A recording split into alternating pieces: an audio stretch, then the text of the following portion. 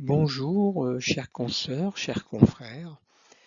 Dr Shaouki Hamida, donc le médecin directeur du réseau Jussieu Secours France, pour vous présenter, dans le cadre de l'article 51, auquel vous collaborez, ce dispositif, unité mobile de téléconsultation,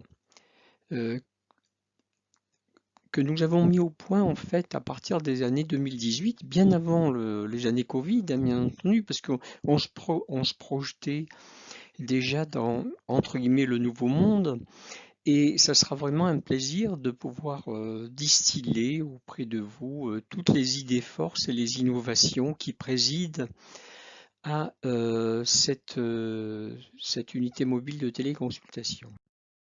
Alors c'est tout d'abord un cabinet de consultation mobile, un cabinet de consultation ou de téléconsultation mobile.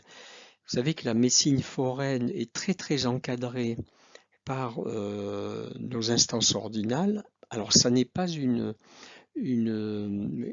pratique de médecine foraine puisque c'est un infirmier euh, qui sera le partenaire de votre partenaire durant la téléconsultation, mais néanmoins on se rapproche en quelque sorte de cet esprit. C'est notre première unité mobile de téléconsultation qui, dès 2018, avait été initialisée. Vous voyez que bon, il y a un écran 43 pouces. À l'époque, c'était la station de télémédecine, la S2. Nous allons bénéficier dorénavant de la S3, qui est plus performante. Et l'installation va se rapprocher beaucoup plus d'un cabinet de consultation que, en l'occurrence, d'une cellule sanitaire d'ambulance de réanimation telle que nous l'avions réutilisée.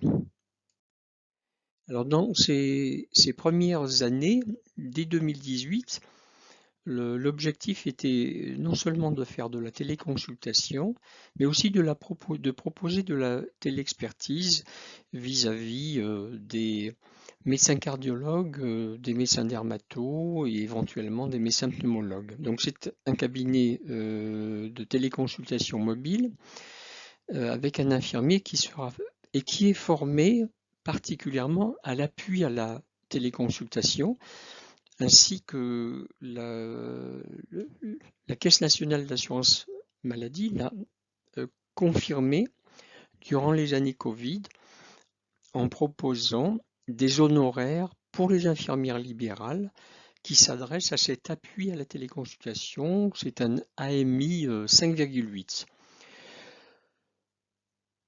La particularité, c'est que l'infirmier est aussi un technicien en soins digital. Il doit avoir vraiment une parfaite maîtrise, une ergonomie complète de tous les objets connectés, que ce soit bien sûr les logiciels métiers comme les outils connectés. Alors la S3 de station de télémédecine de l'industriel Parsis a la qualification, elle a été accréditée dispositif médical 2A s'agissant de la criticité, et a priori c'est la seule station de télémédecine qui ait cette accréditation européenne. Le dossier, c'est quelque chose comme 18 mois de travail. Et effectivement, c'est en ce sens que nous avons choisi cet industriel depuis les années 2018-2019.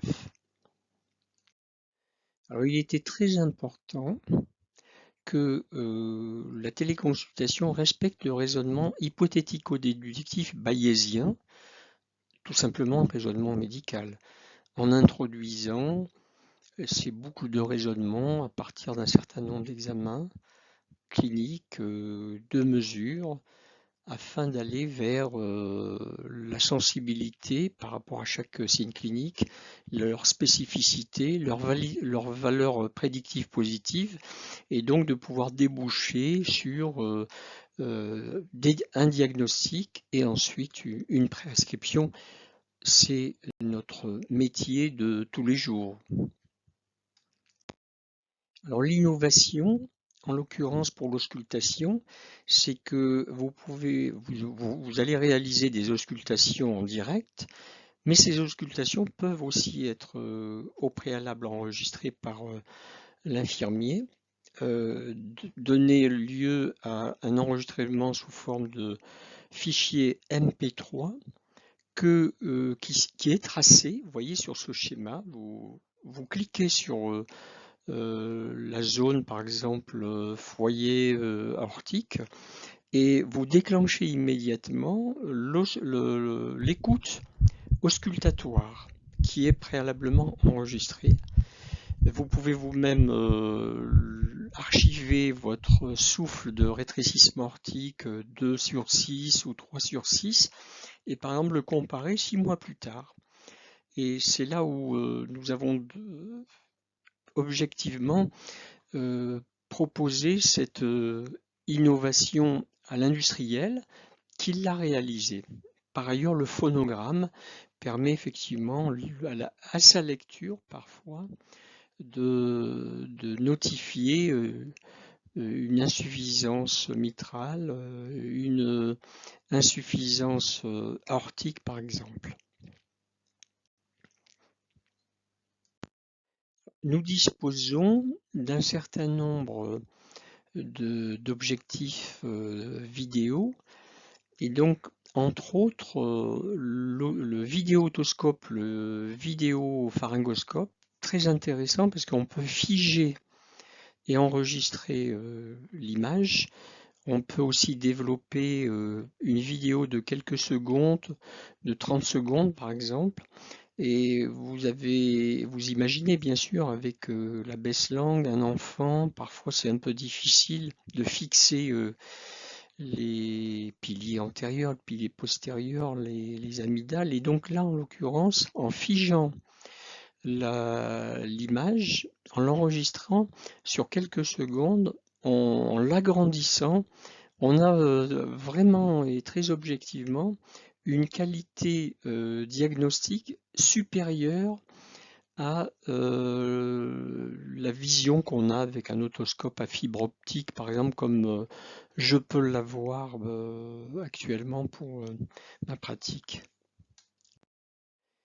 Alors, sur votre prescription, peut-être en l'anticipant au moment de la prise en charge du patient, on peut réaliser un électrocardiogramme. Bon, ça peut être le cas en fonction de la délégation de tâches que vous pourrez consentir aux infirmiers. Pour les insuffisants cardiaques, ça peut donner lieu ensuite à une téléexpertise avec le cardiologue du parcours de soins. Et plus rarement, j'imagine, pratiquer une spirométrie, qui est une spirométrie de débrouillage, bien entendu, mais qui est relativement fiable. L'UMT est plus une innovation organisationnelle qu'une innovation technologique. C'est l'aller vers avec coordination très importante entre votre agenda, avec les rendez-vous, dates et heures, et la localisation de l'UMT. Donc les patients pourront être vus au décours de ce circuit qu'on va mettre en place ensemble sur les territoires concernés par l'expérimentation. D'où deux éléments très importants qui participent à cette coordination. Les secrétariats médicaux sous votre délégation qui, lors de la consultation présentielle, vont programmer la téléconsultation qui s'ensuivra éventuellement à 3 mois ou à 6 mois, et ou les demandes qui sont formulées par les patients ou leur famille au téléphone dans le cadre de la médecine froide, bien entendu. On est hors champ de l'urgence. Enfin, la plateforme Jussieu Secours va réaliser une ultime coordination pour les rendez-vous proposés aux patients en fonction du déplacement territorial de l'UMT, le planning des médecins, un rôle de contrôle et de supervision. Et les patients vont bénéficier de 2 SMS de rappel, 15 jours avant la téléconsultation et la veille du rendez-vous, avec la précision du lieu, salle des fêtes, mairie, local municipal, pour des raisons logistiques,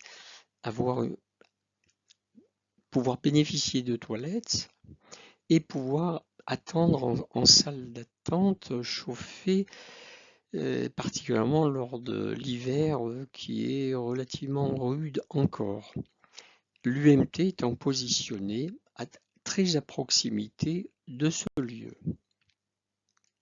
Merci encore de votre écoute, de votre attention, chers consoeurs, chers confrères.